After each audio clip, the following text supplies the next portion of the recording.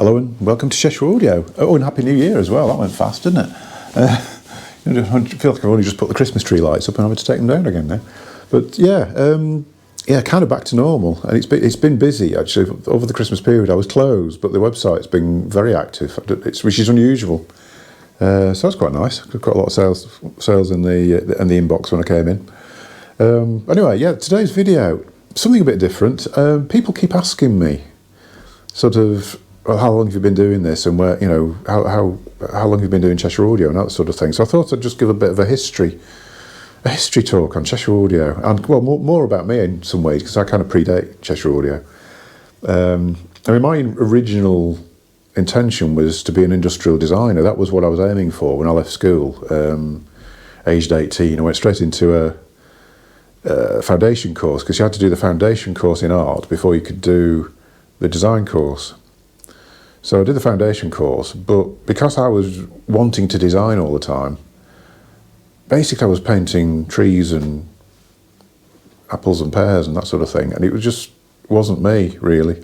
Even though it was only a 12-month course, I just got frustrated with it and left, which was foolish, I think, really.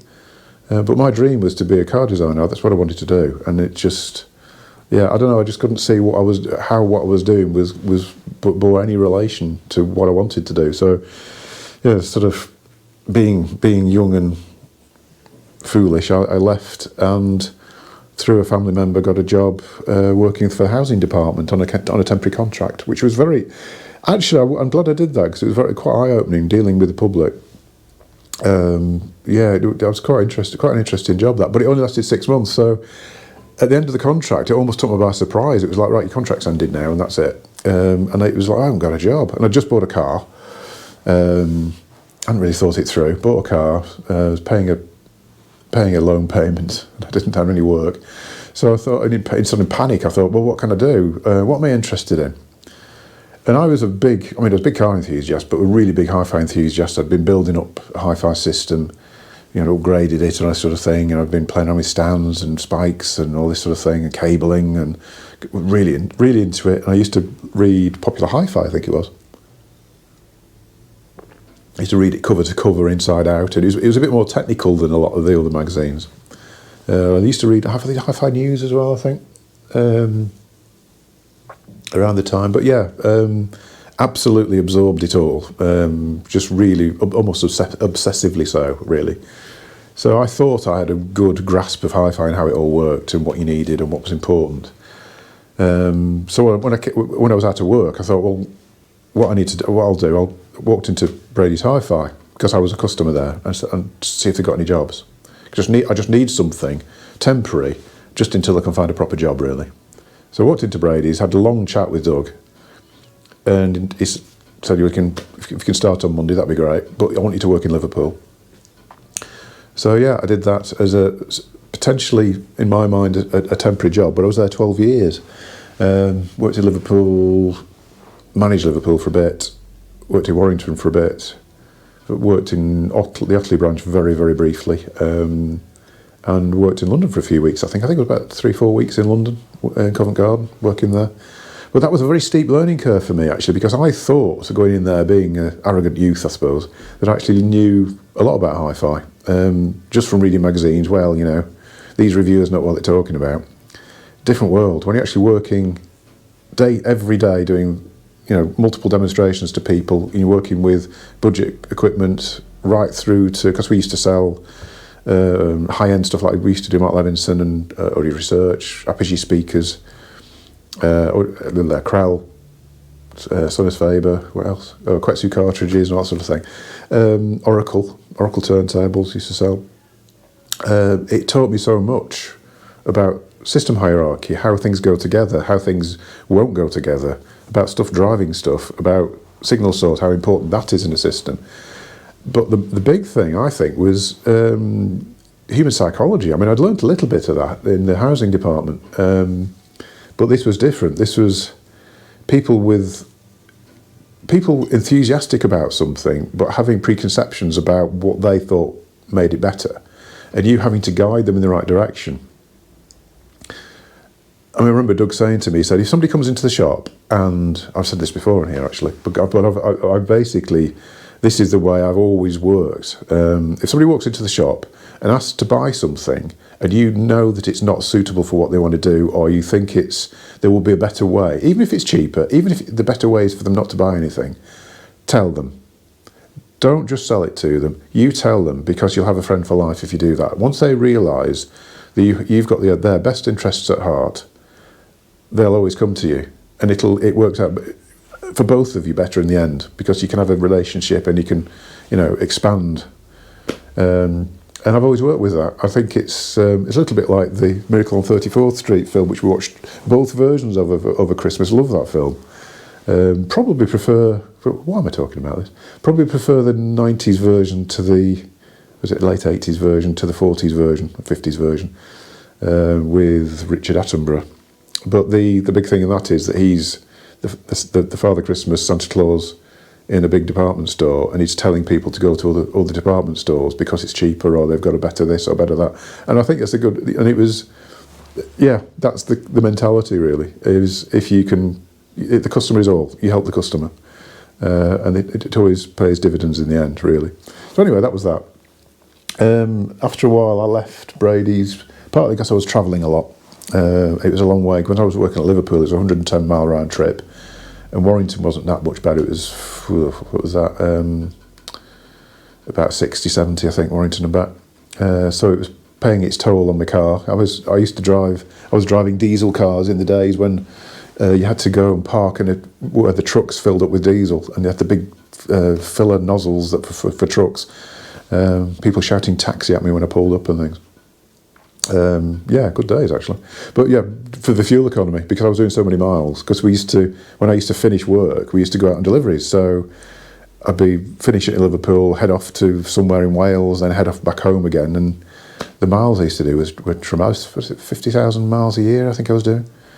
So I moved to a shop in Congleton, who wanted to expand the hi-fi side, because they were a TV shop, repair shop, they had a few branches, and they wanted me to sort of basically lift the hi-fi side and bring in some better brands or whatever. So I worked there for nearly as long again, actually. But I got a bit frustrated there, because although they wanted me to bring stuff in, I struggled with some brands after a while, and he was sort of, well, why do we want that? And it was a sort of thing. Why? And I remember trying to get them to do Nordos cables, and it was like, well, yeah, but how much for cables? Why would we do that? Well, because they're really good and they sell well, and it's all. Oh no. So I started to get a bit frustrated. I remember one day talking to John there and saying, I'm getting a bit frustrated. I want to sell these brands, but you don't want to buy them in. I understand that. You've got a direction for the shop, and that's fair. Because he was trying to get more into AV, and he was trying to get more into custom install, and the specialist hi-fi side wasn't really of an interest to him, I think. He didn't see any value in it, so he wanted to push the shop in a different direction. And it was doing quite well at that, but I was being a bit of an audiophile into everything. I thought I wanted to stay in my comfort zone a bit, really, I think. If I'm honest, I wanted to stay in my comfort zone. I wasn't into Crestron lighting, I wasn't into projection. I must admit, I learnt a lot about projection when I worked there. There was another learning curve, going off in a different direction. And also because they had a service department, talking to the engineers and things, learnt a lot there. So it was worth being there, really. But I was talking to John about it, and I said, look, how would you feel if I started up my own company, purely online, and sold the things that I want to do here, but you don't want to do? And he said, yeah, fine, do it. So I started Cheshire Audio in 1999 as a purely online shop, really. It was one of the first. There wasn't any competition. I mean, I remember ringing manufacturers and trying to explain to them what I was doing, and it's like, so just on computer? Yeah. Oh, so you've not got a shop then? Well, no, I work in a shop, but this is my company, it's a separate thing. And I started doing Nordos. I did very well with Nordos, actually. Isotech I used to do quite well with.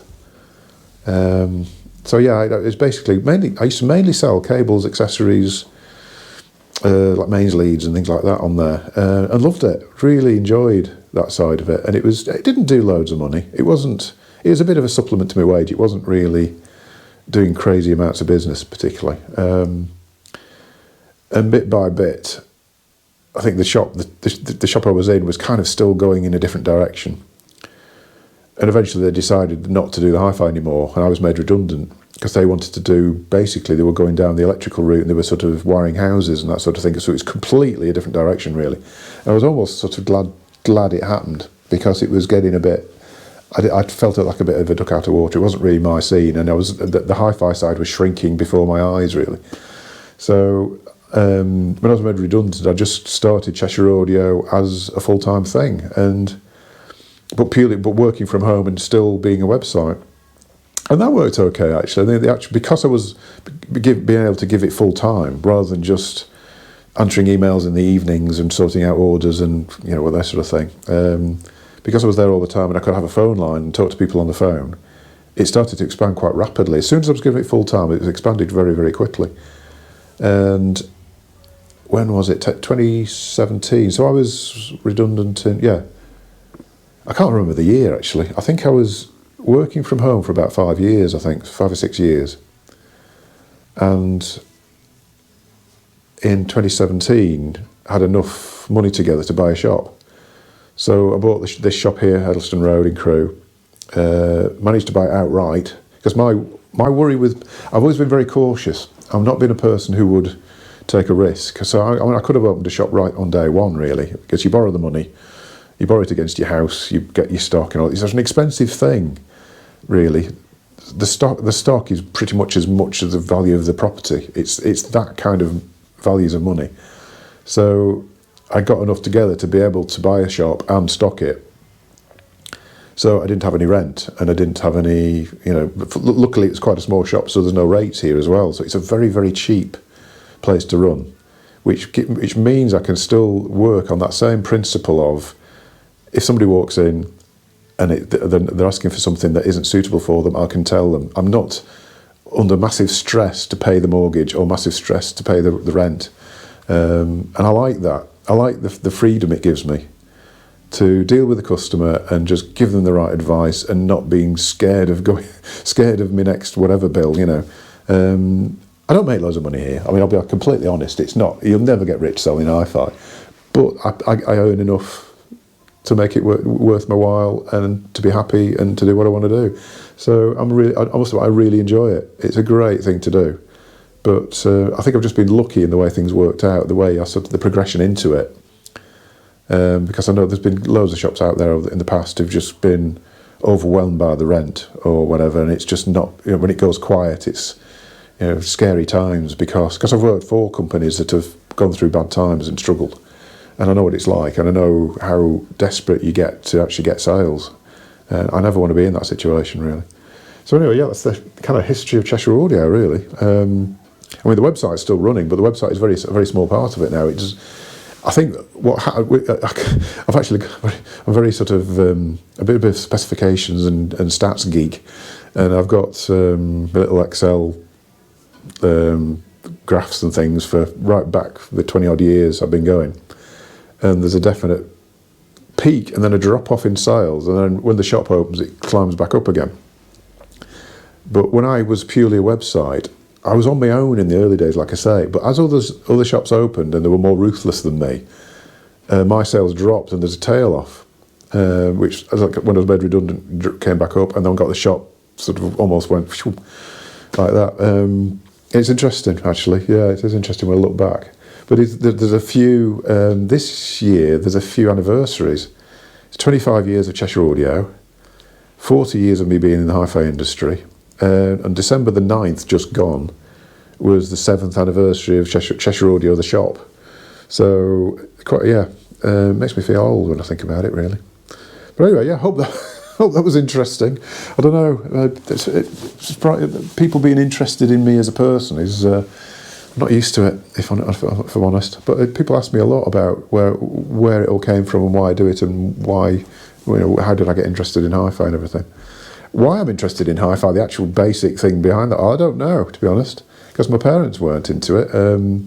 I had some friends whose parents had decent hi-fi systems, My dad was into, well, my dad was kind of into hi-fi, but he didn't listen to music. He was French, he didn't listen to music. He used to buy Bang & Olufsen, but he didn't really listen to anything on it. It was very, it was very strange. I think he enjoyed buying it, but he didn't really use it. So, yeah, I don't know where that came from. I've always enjoyed music. I had an older sister who used to play a lot of music, and I think it came from the love of music. Growing up listening to the Monkees and Beatles and Free and Hocus Pocus by Focus. I remember going and buying the single. So yeah, it came from the music and a way to portray that music in my own room and all that sort of thing and get it better and better, and it became obsessive. Yeah, so that's me. Yeah, like I say, I hope that was interesting. Hopefully. I'll see you in a future video. I will be doing some more reviews. Can't think on what yet. I still haven't properly listened to it. Got some Acoustic Energies here. Sorry, Neil, I still haven't properly listened to them. I've had them on in the shop and they're nice. But that's all I can say at the moment. I've listened to them properly. Other than that, I have got an idea to do a rebuild of some Acoustic Research speakers, which I've got a couple of pairs at home which need rebuild. And I thought it'd be quite a good series to do of assessing them, fixing them, modifying them possibly, because I used to do a lot of that. We'll see. In about 40 minutes, I'm closing and heading off into Wales to camp. Now it's -2 tonight, I think. So yeah, wish me luck. I shall see you in a future video. Thanks for watching. Don't forget to subscribe and like. And if there's any videos that you think are useful for people on forums, please share away. Actually, it's yeah, I'll be very grateful. I'll see you soon. Thanks very much.